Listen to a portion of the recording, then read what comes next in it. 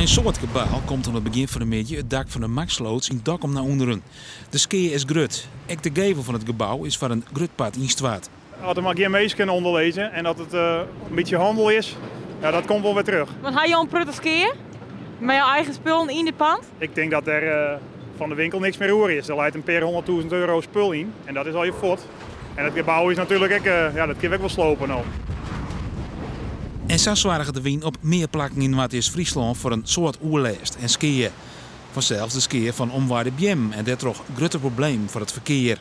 Squastien, dakpan en somtijds zelfs de ruten van huizen sneuvelen. Bij een restaurant in het centrum van Dokkum kwam de squastien naar onderen.